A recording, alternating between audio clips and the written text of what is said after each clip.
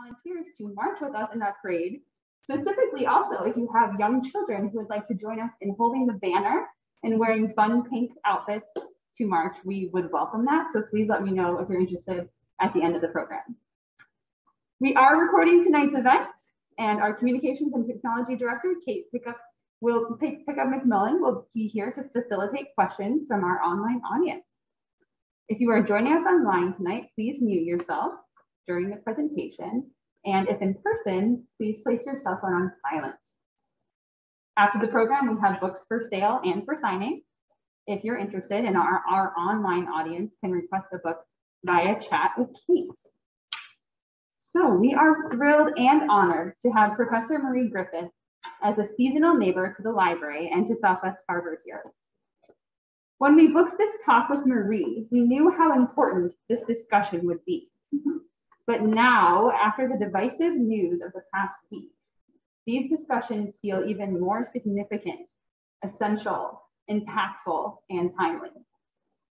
4 years ago at our library, Marie gave a well-received talk on her book, Moral Combat: How Sex Divided American Christians and Fractured American Politics.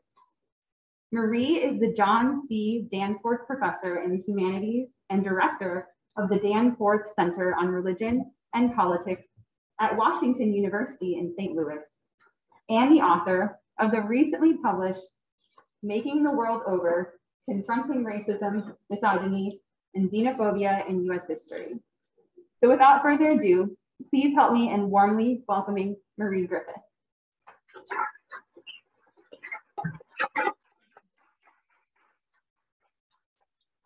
Thank you so much. And thank you to Erich and to Kate and everybody for making this possible. And thanks to all of you online also. I hope you will participate in the chat. I'll just get myself organized here. And to all of you here in person, it's wonderful. You know, I've done a few book talks for this book, and this is actually the first one that's had an in-person component to it. And I hope you all are comfortable. Erich said it would be easier for you to hear me if I take my mask off. I promise you I'm safe. So it's really an honor for me to be invited back here. And as Chrissy mentioned, I last spoke here about 4 years ago in July of 2018, I think. And what a different world it was. It's hard for me to remember what it felt like to be unattuned to the conditions that were already paving the way for a global pandemic, for the war in Ukraine, and so much else that has happened, not to mention, as you alluded to, recent Supreme Court changes. I think when I came here, Brett Kavanaugh had just been nominated. No one had yet heard of Christine Blasey Ford. And so we were in that sort of, window. And it's such a different world. Thinking even just about the pandemic, of course, one of the reasons it's been so deadly in the US is because of our unpreparedness. And we shouldn't have been so unprepared because our history taught us that we needed to be prepared and how to be prepared. And I just mentioned that to say refusing to learn from the past is truly deadly. And that's part of what I want to speak with you all about today. So again, we live in a deeply troubled time. And in fact, we're living through a deeply troubled month. And the question that I have heard over and over again in settings like this one is simply, what can we do? In my experience, and I do a lot of public speaking to religious and secular organizations, colleges and universities and so forth, and other public gatherings, this is a question that haunts untold numbers of us, really.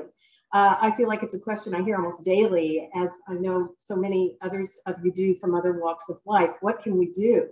And when we ask this question, most of us aren't seeking easy answers so much as, I think, pleading aloud for ways to help the world that we are living in, to improve the civic and political and religious culture of the United States, and to try to alleviate some of the enormous suffering and injustice that permeates our society. So many of us want, in other words, I think, to make the world better. Making the world better, though, that's a lofty goal, and projects that seem promising often turn out to be paradoxical.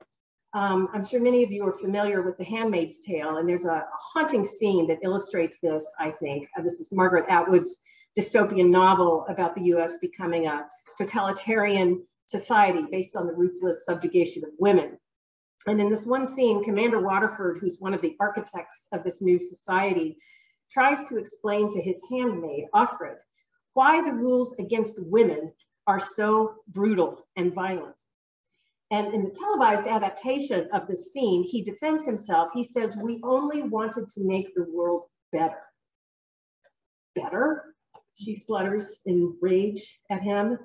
And coldly he answers, "Better never means better for everyone.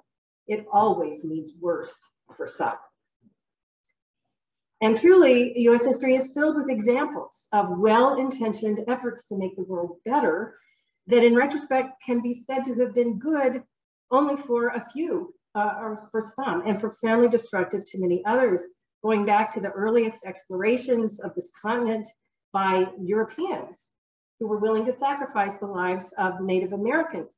Those settlers, no doubt, believed deeply that they were making the world better, better for themselves and their kin and kind, but they either didn't perceive or didn't care about the awful price that was paid by others for their self-improvement.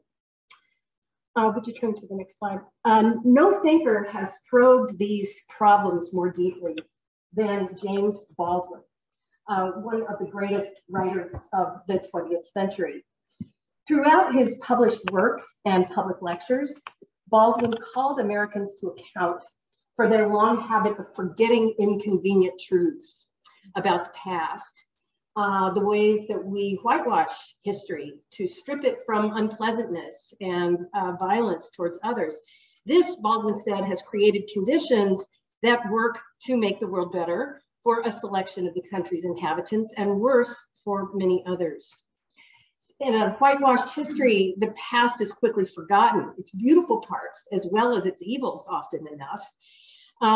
Baldwin wrote about Americans as historical amnesiacs, suffering from a kind of dementia that prevents us from knowing our own history. The challenge, he wrote in one form over and over and over again, was, if you'll just click it, attempting to tell as much of the truth as one can bear and then a little more. And only by facing the past as well as the present could a better world and future emerge. But in fact, Baldwin wasn't content with making the world better. He called us to do much more than that. Another click. We made the world we're living in, and we have to make it over. So making the world over, that's where I took the title of my book. It's a more audacious, maybe foolhardy goal than making it moderately better. But I think, again, our collective senility has brought us to the brink of what I think many people feel to be the near collapse of American institutions, political stability, societal life. So I think it's urgent for us to commit whatever efforts we can to making the world over in the sense that Baldwin meant, and starting with confronting the hardest truths of our own history. So what I'd like to do today is just take you briefly through 3 contentious issues in American public life that have been shaped by Christianity and particularly evangelicalism. I'm a scholar of religion, so I'm particularly interested in that dimension of it. So I want to talk about racism, xenophobia, and misogyny. And we will get to abortion in that, because I know that is especially on everyone's mind. And at the end, I want to get back to this what can we do question. And I look forward to engaging all of you in some lively discussion. And my goal is that we all leave this event with more hope than we had this morning, because we all need that. Okay, next slide. So first, racism. So the standard American historical narrative that most children learn in school, of course, has been one of the benevolent pilgrims crossing the ocean from England and enjoying a delicious communal meal with the generous, primitive people that they encountered here. And their arrival in 1620 is what most Americans have been taught to consider the first real settlement in what would become the United States. And of course, We know that that sort of erases not only the English settlers who came before to Jamestown, Virginia, or the settlers from other parts of Europe who came before the British, but also the indigenous Americans who had very much already settled much of the land to their own liking. Now, most of us learn in later grades or later stages of education that this sort of glossy kindergarten image is far from the realities of colonial encounters. And in fact, I think today, high school textbooks in many parts of the country, and still more college and university history courses, do a lot of work to unmask these heroic legends and tell truer stories about colonial settlement. And likewise, others learn something about tough parts of our history, the long saga of American slavery in particular, though often our knowledge is fairly hazy and some distances removed, of course, from its full horrors. But there's still a tremendous amount of ignorance out there about the details of this. So I just want to give you all just a few quick facts. According to the best estimates that scholars have collected, approximately 12.5 million African persons were sent to the New World between 1525 and 1866, the years of the slavery trade. And of course, the middle passage across the oceans was so treacherous that roughly 12% of them died in the ships along the way. So this was the perceived collateral damage. But about 10.5 million people did survive the terrible journey to North America, the Caribbean, South America. And about 450,000 Africans were transported into North America itself. Over time, of course, the offspring that they had led to millions more being enslaved here. And by the time the nation went to war over slavery in 1861, well over 3 million people were enslaved in the United States. These are really straightforward numbers. They're not undisputed by experts, but they weren't a part of many.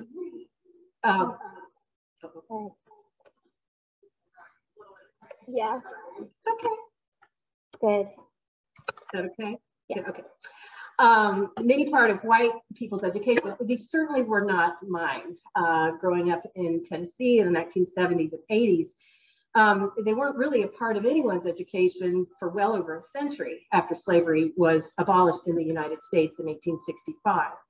Now, times, of course, have certainly been changing. Again, there's been many efforts to tell this history, and the textbooks are better, as I said. This approach has often been called revisionist history, a term I'm sure you've heard. There were a lot of controversies in the 1990s over revisionist history. Today, the term revisionist history has been scrapped in favor of critical race theory, which more or less means much the same thing. It's become a ferociously weaponized term that few critics actually seem able to define. And so critical race theory, I think, is one of those things, maybe that's can be part of our discussion at the end of this talk. So it's easy to see how this kind of, whether we call it revisionist history, critical race theory, can make some people feel anxious. I mean, it's just a fact that learning that one's political heroes, such as the nation's founding fathers, that they held views that many people today, maybe most people today, find abhorrent, is difficult and sometimes even painful, and it can feel quite personal. I went to the University of Virginia, founded by Thomas Jefferson, and so I well know from really personal and familial experience that some people become so indignant at the message that leaders like Jefferson weren't saints that they rail at the messenger for ruining something precious to them. And I think that's part of what has happened in these decades of revisionist history, critical race theory. A number of white writers and thinkers, feel or claim to feel personally assaulted by these findings and these new interpretations. So there's been this intense backlash, an intense resistance to historians' desire to expand the actors of, visible in history. There's a critique that African Americans and others who want to teach revisionist history are competing for victim status. You know, I know you've heard that sort of critique, but it's really truthfulness that the revisionists and the critical race theorists are going for, not a political agenda or some power play against white men. And so the part of the book that talks particularly about racism is really about our commitment to truth. And I assume some of you have been watching the January 6th hearings last week and this week and before. And if any of you watch today, I'm sure you're as bowled over as I am by what happened today. But you know, it's really, we see this contest over what is the truth and truth telling being politicized. Now, of course, the burden of speaking truthfully about American slavery has often been carried by African Americans. And I just briefly, yeah, there's the slide. This is W.E.B. Du Bois, and as his classic study, Black Reconstruction in America, which was published in 1935, this is really a milestone in revisionist history, sort of the first revisionist historical work in some ways. And it's also scathing for its critique of American history telling on the part of whites. So he has one chapter that's called The Propaganda of History, and he excoriated textbook writers of the time for teaching students that slavery was constitutional, that abolitionists were bad, and African Americans achieved emancipation with no effort on their own part. So if you would just click, Kate. He writes, one is astonished in the study of history at the recurrence of the idea that evil must be forgotten, distorted, skimmed over. We must forget that George Washington was a slave owner, or that Thomas Jefferson had mulatto children, or that Alexander Hamilton had black blood, and simply remember the things we regard as creditable and inspiring. The difficulty, of course, with this philosophy is that history loses its value as an incentive and example. It paints perfect men and noble nations, but it does not tell the truth. And I think part of what he's saying there too is it lets the rest of us off the hook who don't see ourselves in that noble tradition. And again, one more click, Du Bois, nations stagger and reel on their way. They make hideous mistakes. They commit frightful wrongs. They do great and beautiful things. And shall we not best guide humanity by telling the truth about all of it, so far as the truth is ascertainable? So since that time, a lot of research has been done to help us remember slavery. And I'm sure you're all the beneficiaries of this too. And this is critical, not just for understanding slavery per se. Slavery's legacies endure into our own time, and that's part of the point. The structural racism that white enslavement of Black people built in America has lived on and has effects even to this day. And so this pervasive legacy of racism and racial stratification, I think, is one of the most urgent historical realities Americans must confront as part of this history. Okay, but racism isn't the only issue Americans have had difficulty facing.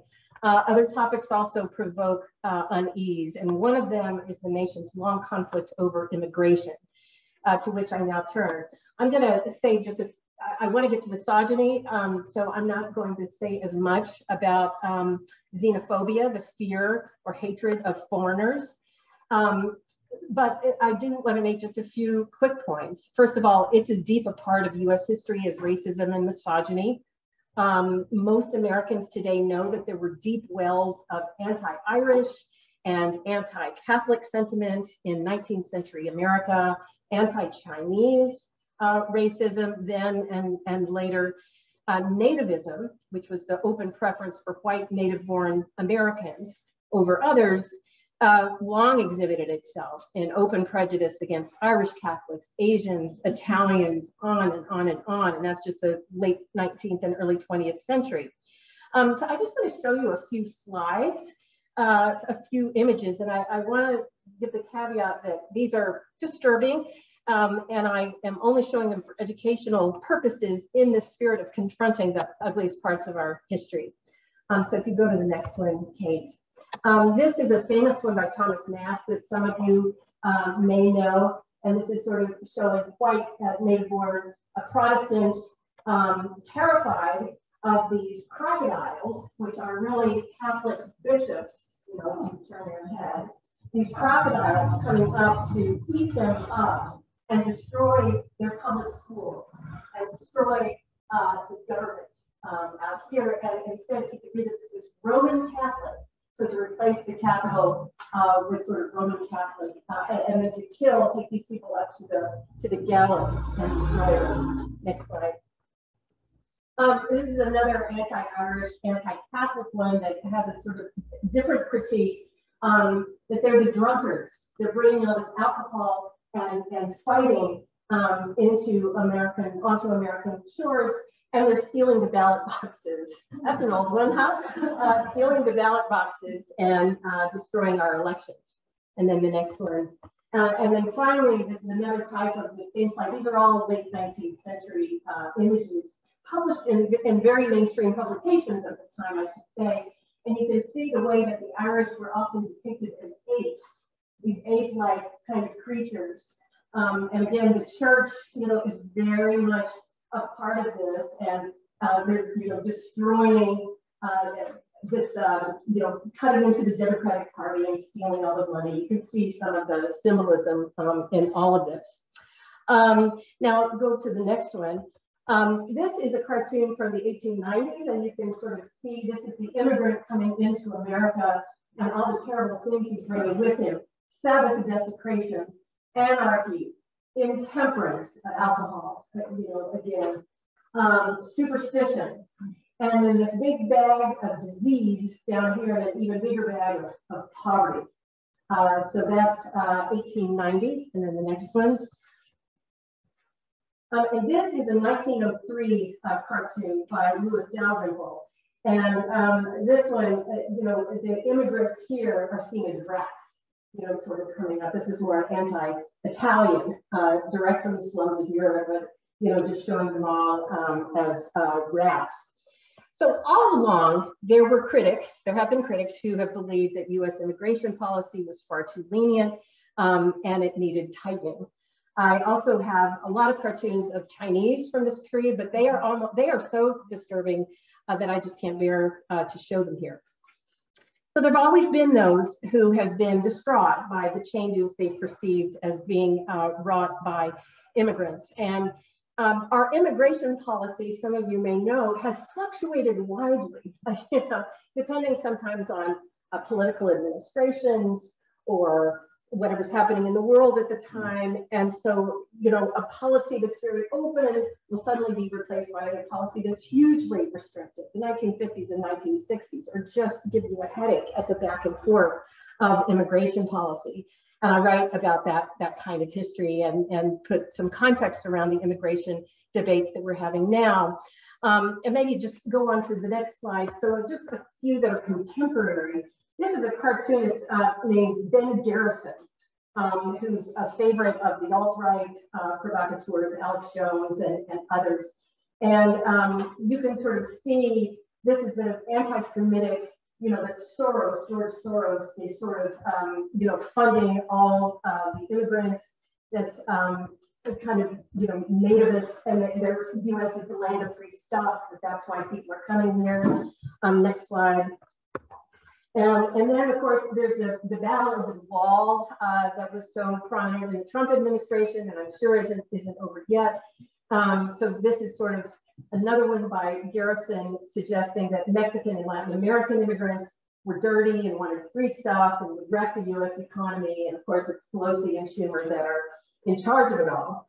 And then in a final cartoon I'll show you here, here Garrison played upon the famous words from The New Colossus, which is the poem Emma Lazarus wrote in 1883, and that is mounted in bronze on the pedestal of the Statue of Liberty. Next slide. Give me your tired, your poor, your huddled masses yearning to breathe free, the wretched refuse of your teeming shore. Send these, the homeless, tempest-tossed to me. I lift my lamp beside the golden door. Just show the next slide. So this is Garrison's take on this. Give me your diseased masses of uneducated, unskilled, poor wretches yearning for free stuff, all eager to vote for us Democrats.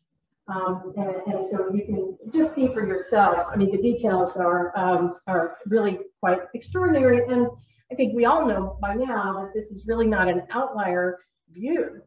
It does represent the views of some substantial segment of the US population. So it's instructive, I think, to go back through 100 or the last 150 years and watch how this history has emerged and how it has changed and how it has not changed. And it's a perpetual debate in this country. And I'm happy to say more about that in the talk.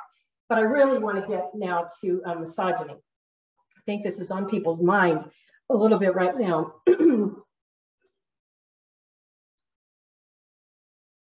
So women's equality. This has been at the center of our culture wars since the early battles over women's right to vote in the 19th century. Gender debates, and in particular, that would be women's full equality of men under the law and women's autonomy over their bodies, these two deeply interconnected, but still distinct meanings. These have been a core concern in virtually all of the major dividing issues in subsequent years. And I think analyzing this requires grappling with a concept that I think even a few short years ago seemed overwrought or exaggerated to people, and that is misogyny, or more precisely, the protracted reign of misogyny in American life. Next slide. There's a philosopher, and I highly recommend this book to any of you who are interested. And she's a philosopher, but it's written in easy language, broad general audience language. She's developed the concept of misogyny really thoroughly in this book, Down Girl, The Logic of Misogyny. And what she does there, she critiques the notion that misogyny is an emotion, or that it's an individual psychological state, or that it is hatred of all women purely because they're women.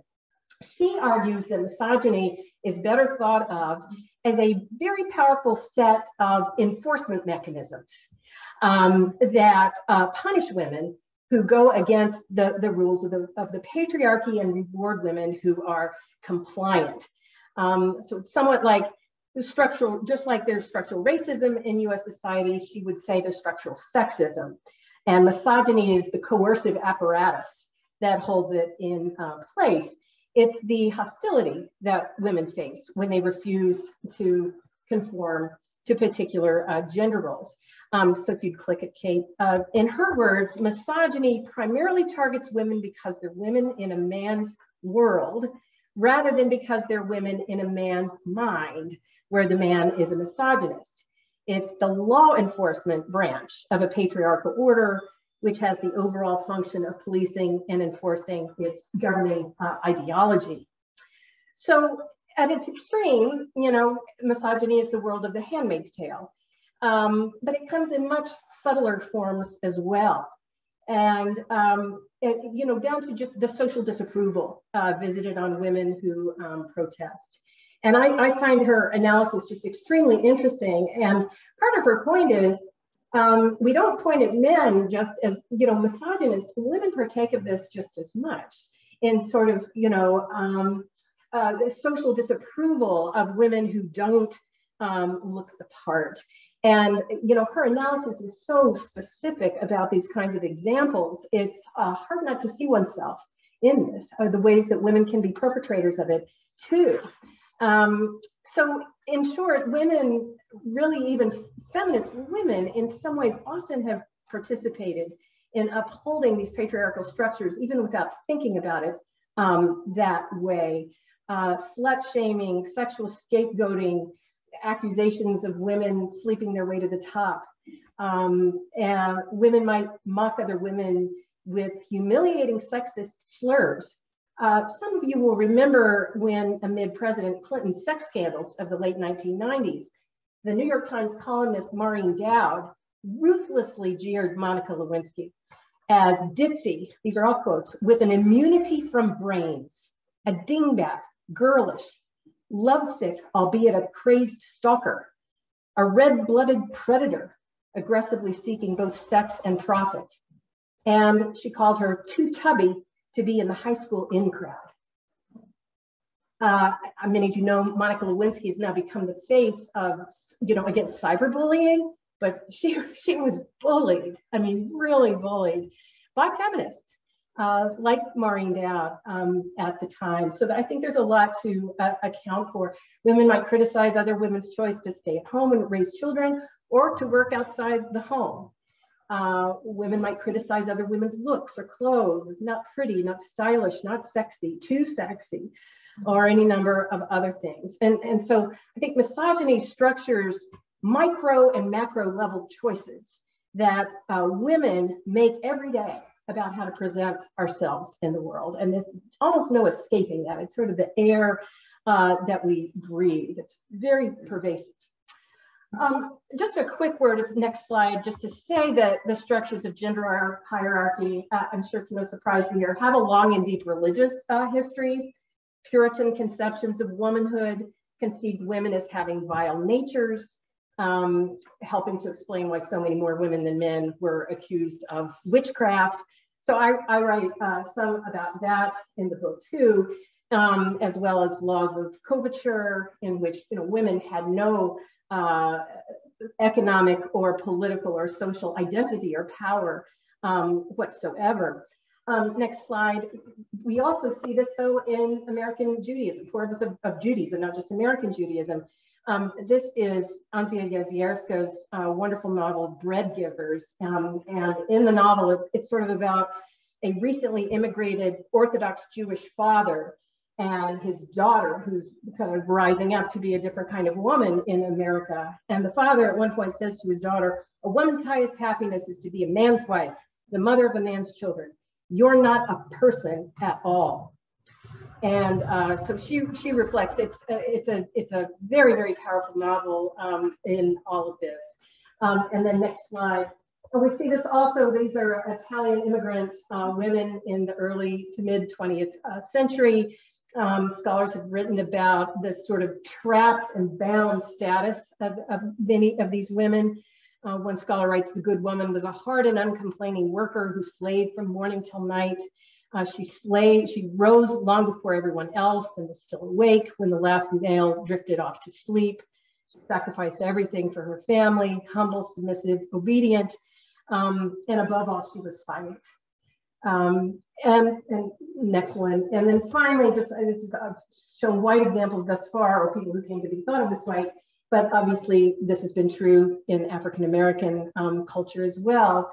This sort of clear gender hierarchy, steeped once again in religious norms, defended on Christian terms, rightly or wrongly, and having real consequences for women who stepped out of their place. Next slide. Of course, these movements for women's rights, I just want to show you a couple of, I love cartoons, as you can see, and I think they are so illustrative of reality. These are a couple of early 20th century anti-women's suffrage cartoons. And so what they're trying to depict here is that women's suffrage is emasculating, right? So suddenly the man is having to, poor man, he's having to wash the clothes and care for the child, and he's in an apron, and he's utterly emasculating. Everybody works but mother. She's the suffragette, right? And then this one is somewhat similar over here. It's election day, and the woman is going out to vote while the poor man, almost in a dress, it's kind of apron-like dress, sits there with screaming children and all the dishes left to wash, right? So it's just the upending of this world, and those types of images have, kind of been repeated over and over again. So once more, throughout the 20th century, we've seen these campaigns against women's equality and for women's equality over and over, and this kind of back and forth over and over again. I guess I've got one more slide, Kate, here of just the, early 70s sort of women's activism. So these battles over women's rights, we know, have continued, and it makes it very difficult to deny the ongoing power of misogyny that has still driven many segments of American society. And if there is an unbroken theme, I think, that structures all of this gender-laden history, it is the wrath visited upon women and others who have dared to challenge the hierarchical social order.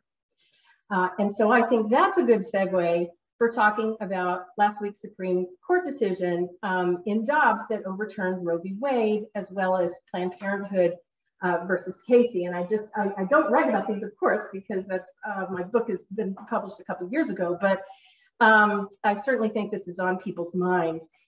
I do want to say Americans hold a range of views on abortion. We know this.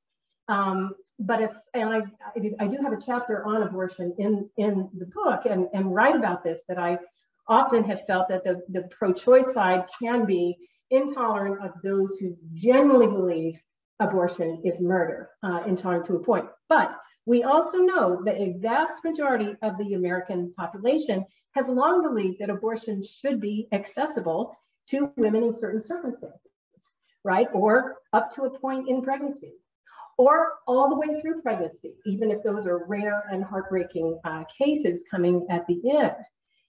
Few and far between are those who believe it should never be available, no matter what, or that the best way to rid the world of abortion is to criminalize it, right? There are other ways that you could reduce the abortion rate, but the kind of main tactic on the pro-life side has been criminalization, as you know.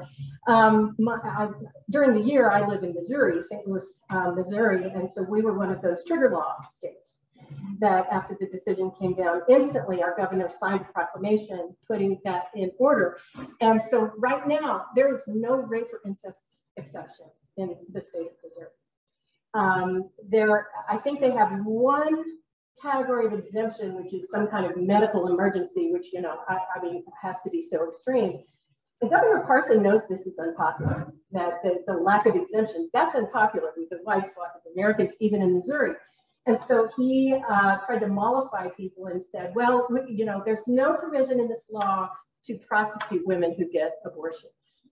And the lawyers have stood up and said, nope, that's not true. They've gone back and read the law, and women will be prosecuted for having abortions. So, so this Dobbs decision, that's what it's allowed state legislatures to criminalize all abortions and to prosecute providers, patients, and likely those who assist patients in procuring abortions across state lines. We'll see if that stands. So there's a lot to say about the original reasoning of Roe. I think good people disagree about the wisdom and the logic of that specific decision and how it came out. But what I just want to stress here is that abortion as a fundamental right of women wanting to control when and how to have children has been stripped away, with many other rights quite possibly to follow. And I know you've all been following the news on this. If you haven't yet read the extraordinary dissent by Justices Breyer, Sotomayor, and Kagan, if you've read about it but haven't actually read it, I urge you to do so. And I just want to offer a few quotes from it here that connect back to this history of misogyny that I've tried to chronicle. So on the very first page of the dissent, the first paragraph, the three justices point to abortion access as a fundamental necessity for gender equity. It says, for half a century, Roe v. Wade and Planned Parenthood versus Casey have protected the liberty and equality of women. Respecting a woman as an autonomous being and granting her full equality meant giving her substantial choice over this most personal and most consequential of all life decisions. And they repeat that point in later pages of the dissent a few times, and then they press it. So click. This is a later quote from pages 54 and 55. After today, young women will come of age with fewer rights than their mothers and grandmothers had. The majority accomplishes that result without so much as considering how women have relied on the right to choose or what it means to take that right away. The majority's refusal even to consider the life-altering consequences of reversing Roe and Casey is a stunning indictment of its decision, end quote. This dissent also takes on the three individual concurring opinions that were authored by Justice Roberts, Thomas, and Kavanaugh. Kavanaugh's is particularly denounced in this dissent for its defense of the Dobbs decision as being neither pro-life nor pro-choice, but rather scrupulously neutral by returning abortion to the state. So I don't know if you read his concurrence, but he's trying to say, we are not, I know we're going to get criticized for this, but we are not, this is not a pro-life decision. This is being scrupulously neutral, which Roe was not. And so we're returning this to a scrupulously neutral position. The dissenting judges retort, when the court decimates a right women have held for 50 years, the court is not being scrupulously neutral. It is instead taking sides against women who wish to exercise the right and for states like Mississippi who want to bar them from doing so. Justice Kavanaugh cannot obscure that point by appropriating the rhetoric of even-handedness. His position just is what it is, a brook no compromise refusal to recognize a woman's right to choose from the first day of pregnancy. And that position cannot be squared with this court's longstanding view that women indeed have rights, whatever the state of the world in 1868, to make the most personal and consequential decisions about their bodies and their lives. And I think most of you will get that 1868 reference, but just that, you know, part of the argument that Thomas, you know, that the majority wanted to make, not Roberts, he makes clear, but the others, was that, well, this wasn't a right in 1868, therefore it's not constitutional. It wasn't in their heads. And of course, they point out, well, neither was same-sex marriage, the right to intimacy, to privacy, and neither was interracial marriage, by the way, Clarence. So, you know, there is this kind of, you know, if you're going to take that position. So anyway, there's a lot of fear of what's to come, but I just found the argumentation in this defense to be very powerful, very much about women's rights and misogyny, and I encourage you to read it. So let me just conclude, and I just want to return to this preoccupying question of what can we do. Part of what I think we can all do daily is to practice the values that we know are critically important for our collective life. So I didn't talk about this today, but truthfulness is the value I emphasize in the chapter on racism. On the immigration chapter, I emphasize empathy. And in the misogyny chapter, I emphasize courage. Because it partly takes courage to fight against misogyny for women and men alike. These are values that run deep in the texts and traditions of all religions, Judaism, Islam, Christianity, Buddhism, many more. They also run deep in the texts and traditions of secular humanism. So I'm not making a purely religious point. These are part of philosophical and ethical traditions across the board. For decades, this nation's culture has been battered by forces that directly oppose these values, we know, in politics and in other social arenas. Events have been driven often not by truthfulness, but by willful deceit, not by courage, but by cowardice, and not by empathy, but by indifference to the needs of others. We see this over and over again. And all of these factors have made the world worse for most of us, though they may have made it seem better to some. As James Baldwin said so many years ago, we must start by telling as much of the truth as we can bear, but we can't stop there. Instead, we have to tell a little more and a little more and a little more until we realize that the atrocities of history can be faced, and they must be if they are to be changed. So I think this task of bearing the truth is an urgent challenge on which other urgent actions to make over our world must stand. Managing our fears, seeking out the best in our religious, our literary, our philosophical traditions, we can begin to shape new visions and new ideals for our lives and for the future. And then it's up to us to build them. So I will stop there, and I'd love to hear your thoughts. And those of you on Zoom, I guess you can chat with Kate if you have a question, or they might be able to speak, I guess. We'll see, however we do. Sorry for the tech glitches. I know that's been a little difficult for you guys. but any pushback or ideas, or again, sources of hope, because I do want us to have some way of saying, here's what we do next.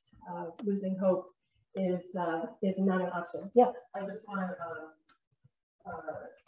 say that when you read the dissent, do not skip the footnotes. Do not skip the footnotes. They are really, really important. That's a very good point. I read a few of them, but I mostly did skip them, so I'll go back and reread them. Thank you. Thank you. Could you repeat the question?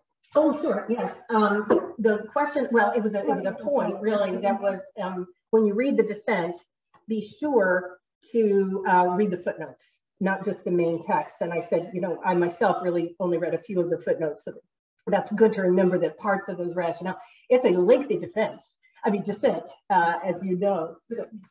Yeah. Right. Yeah. Sure.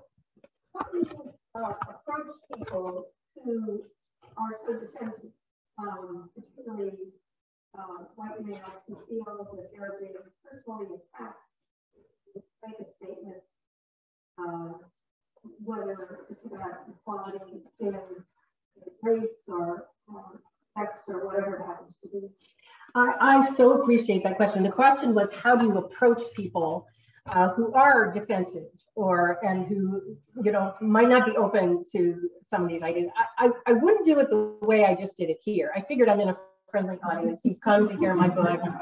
I'm still mad about last week, and I'm just going to let it out. That's not how I am as a teacher in the classroom. I just want you to know, because I really do. I mean, I think you don't persuade people by yelling at them, and there's a place for yelling at them. Believe me, I think there's a big place for yelling. But in terms of education, and you know, I think there's trying to be patience and meeting people where they are. And of course, college students, it's wonderful teaching college students because they really want their worlds to be broadened for the most part. It's the rare student that I get that just wants to shut things out. They might argue in class, and we get conservative students, male and female, who, you know, argue in class. But I want to understand where they're coming from. And I think if you, I just believe that if you listen and show that you are listening, many people on the other side will also listen to you. You can persuade them to listen to you. Many won't, but you know, as a classroom instructor, that's what I try to do. Now, in my role as directing this research center on religion and politics at WashU, we do a lot of public programming, and you know, that is more difficult in many ways because our charter is sort of to be ideologically diverse and bring a wide array of voices in, but that's become more difficult in the Trump era, as we know. It's not, you're not sort of dealing with a certain kind of conservative all the time, which many of us grew up with. It's been a whole other kettle of fish. So I struggle with this question, I guess, is to say, and I'd love to hear other people's personal stories.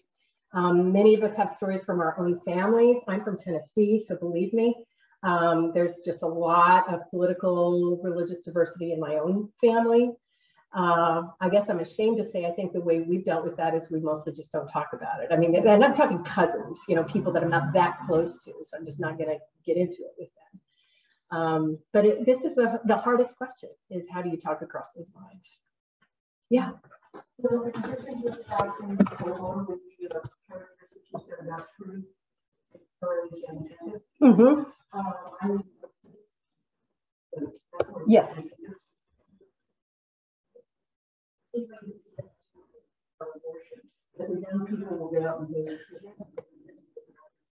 Yes, so the question was just in part about voting. I mean, how important it is to vote besides modeling these virtues, and will the young people of today, do they think they can, you know, voting does anything for them? You know, I have 3 kids. Their ages 24, 22, and as of tomorrow, 15. And, you know, my 24 and 22-year-old are very upset. I mean, with everything in the world, but it is very difficult for them to feel like their vote matters or that anything matters.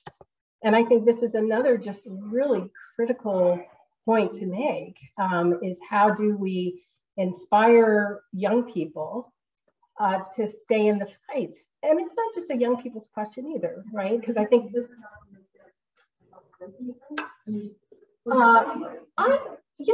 think the shock of the decision and now what is to come. I mean, I think we're going to see a lot of shocking things over the next year or two. And I would, I'm not a, crystal ball watcher, but I would predict, I would think that that's going to motivate a great deal of activism on the ground, joined by people who weren't active before.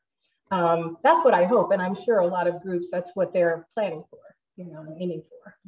I've got a question here. I'm interested in the idea of women playing a role in misogyny and given where we are right now, I wonder about the role of evangelical religions in promoting this among those women. Do you see that? Yes, I do. Thank you. Did you all, everybody heard that question? Yeah, my early scholarship and some of what I still do is on evangelical women, actually. And I've always been interested in that question. I was interested in I was raised Southern Baptist, but I was raised in the Jimmy Carter type of Southern Baptist world. There used to be a progressive side to all of that. And over the course of the 70s and 80s, that was really driven out of that denomination. And it became very fundamentalist. And so I was interested in those women who kind of stayed in that world and were very anti-feminist. Not Phyllis Schlafly herself, but the women that kind of thought like her or supported her, anti-ERA or anti,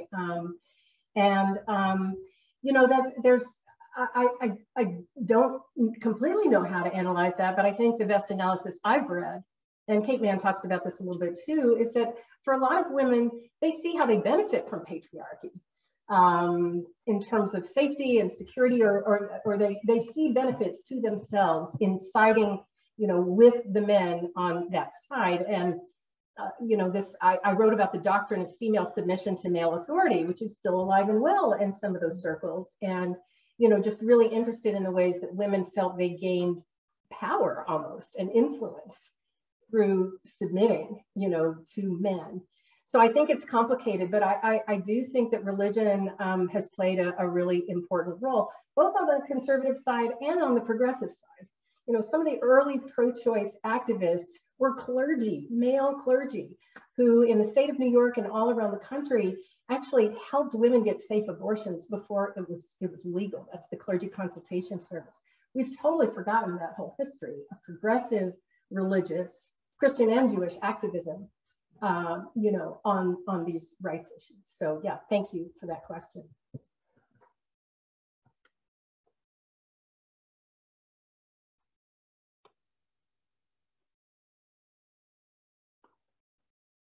Got another one. I have a friend who is very opposed to abortion. She reflects her religious beliefs. In a Facebook post, she and others who share her beliefs talked about ectopic pregnancy. They are wondering if a D&C would be against the law. One said the law could be written to allow that. This issue might be an entry point for discussion. Yeah, I mean, that'll be the states, coming up with their individual laws. And I think some states will allow, that's probably, when I said in Missouri, it's medical emergency, ectopic pregnancy, maybe, I haven't looked at the law, but what they're referring to, yes. And I want to say a word about that because I have a lot of Catholic friends in academia who I know would never have an abortion themselves. I mean, they grew up with that, genuine view of abortion as murder, but they are still pro-choice because I think they know that criminalizing abortion doesn't get rid of abortion. You fight the fight another way. I mean, they don't even see it as a fight, but if you want to reduce the abortion rate, you make other things possible. You work on poverty, you work on contraception, which progressive Catholics have no problem with, right? Supporting contraception efforts. So, I think that the pro-life movement just narrowed the scope of what it meant to genuinely believe abortion is murder and what to do about it, to we're just going to legislate against it. Instead of saying, there are so many other ways that we could genuinely reduce the abortion rate. The abortion rate went down under Obama. We know that from the George W. Bush administration. Those were policy decisions that were made in that era. So there are ways of reducing abortion that don't entail these kind of draconian laws. Yeah. I was listening to the news this morning, and of course they were talking about the ruling. As much as one may have liked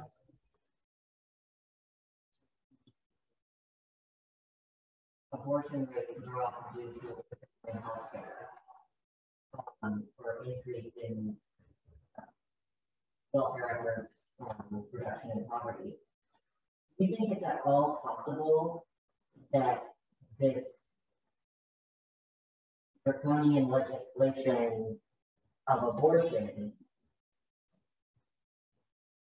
might bubble to the top things like obstetrics care, universal health care, things that are needed to actually protect the lives that these laws are ostensibly about protecting? Yeah. So the question is, could these draconian laws in some way, because of the conditions that are going to arise from them, I think is what you're alluding to, that things like that more Americans will see the need for greater obstetric care, more universal healthcare access. Is that the question? You know, in an ideal world, that might be true, but I think the same people who have worked to criminalize abortion, you know, also fought against, you know, the Affordable Care Act. And I mean, I think that position typically goes with a range of other political views, in the current moment at least, that mitigate against that. They see that as socialism, right? And so, I think that theoretically what you're describing could happen, but it would take a real realignment of some of the economic views of the folks who are in the pro-life camp and also very much in the anti-tax, anti-universal healthcare camp. Does that make sense? Yeah, go ahead. Can I ask an extending question that's also too big for this conversation? Having read a little bit of your previous book, Moral Combat, all of it. Oh, thank you. It wasn't the right moment for me.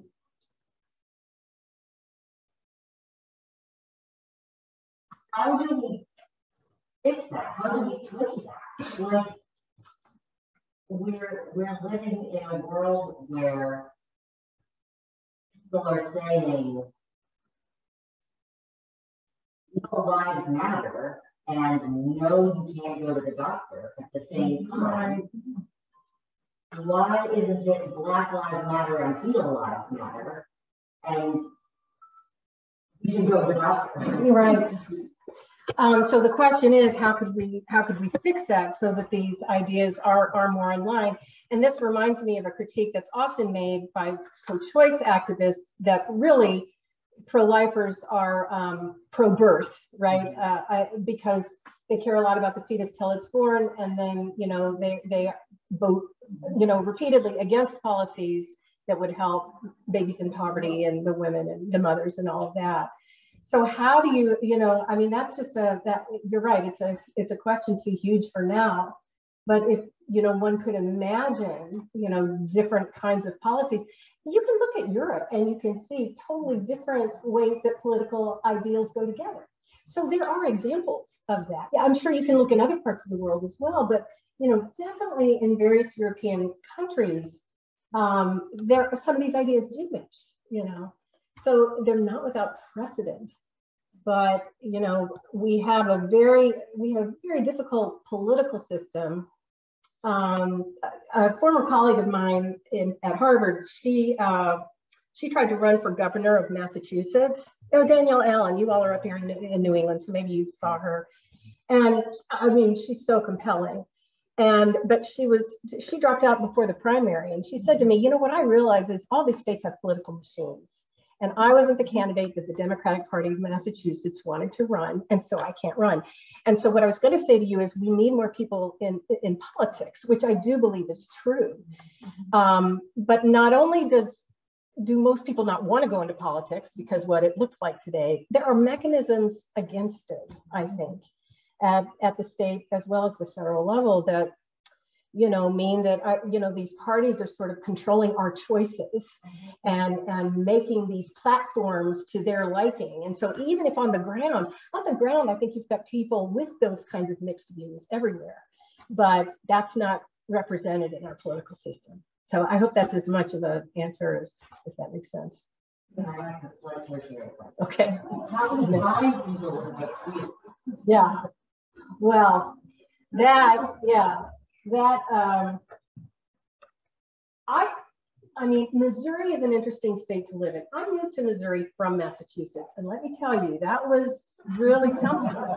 I'm from Tennessee, so it wasn't foreign, but it was a real culture shock in a way. But there are around me people with very mixed views, I would have to say. So I just think they're everywhere. But yeah, people don't put it on their sleeve, and I think people often are shy about speaking those views when they have them, you know, because you can get shut down by one side or the other oftentimes. So you had your hand. I live in Texas or Mississippi for a reason. But let me offer a more pessimistic view of this, and that is in our history, I think things actually will have to get even worse. Yeah. Before they get better. And they only get better with the cataclysmic responses. Civil War being the most dramatic. Sometimes jokingly say that we've been better than lost the Civil War. My respect for Maine 20th notwithstanding. And let us be separated from the folks that hold those views. Because I'm not interested in trying to discuss with them and help them to see something different. They won't listen to me anyway. So I live in a place where we're blessed with politicians who care about these issues and do everything they can to take a more positive approach. So we're fortunate to live with it. And there's nothing that I can do to change the point of view of the folks in Missouri or Texas or Mississippi. So they will have to live with their own conundrums, and only the folks solve the problem. But I certainly can't. Right. So I think things, and balance in the court right now, I think things will get even worse than they are currently. And it will only be when they get really bad that folks will rise up. Enough folks will rise up and do something about it. Yeah, I hope you're wrong, but I fear you're right. Yeah. Now I will take issue with the Civil War partly because I'm from Tennessee and I came from Union. You know, Upper East Tennessee was Union. The problem is you had a lot of people on the Union side, even in those states, and that is still true. Like I'm always worried that, you know, that Missouri is going to secede or something, or we're going to be part of this Confederacy because, you know, Missouri looks very red on the map, but there's lots of very progressive people there, you know, and in those states. So, and you're right. I mean, that's our problem to fix, not yours. But it's, believe me, it's very difficult locally too, as you can imagine. Yes.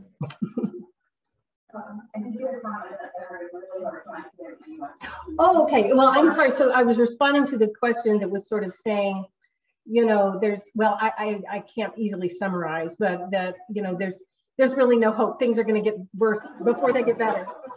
We're going to leave with hope, though. Yeah. And people who may have eggs, for instance, in trigger states. Oh, yeah. Should they look to getting those transferred to states that are not trigger states or have really intense laws? You know, so the question was, what about people, how does this relate to IVS and people who have frozen embryos in some of these states with trigger laws? And should they be thinking about moving those eggs to other eggs or embryos to other states? You know, that's interesting. I don't know. I don't know. And I'm sure, you know, the trigger laws aren't all identical. And so it may vary, you know, by state. But I honestly don't know. I mean, I know the Catholic Church, you know, is very squeamish about these technologies. But we also know an awful lot of Catholics do them anyway, right? And so I do not think it would be a popular legislative move in any state in the country to say those must be destroyed, you know? So I would think that there will be some kind of exemption around those, but you know, I don't know. Okay, sure. Please talk about the intersection of racism and criminalizing abortion. Racism and criminalizing abortion.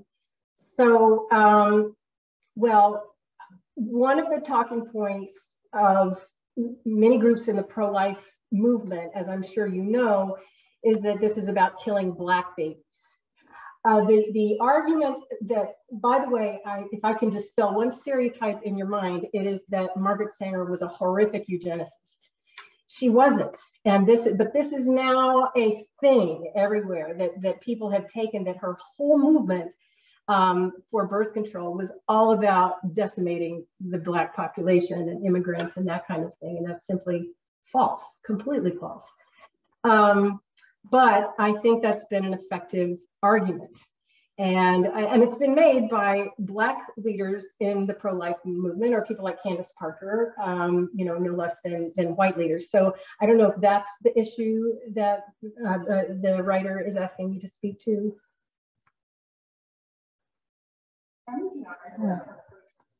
On racism and abortion and if more interested, I'd be happy to give anyone a link on that as well. Okay, so let me tell you that too. Chrissy just said that NPR recently did a story on the linkages between racism and the criminalization efforts and all of that. So she's going to send a link. So if you'd like that too, you could email the library and get that. Thank you.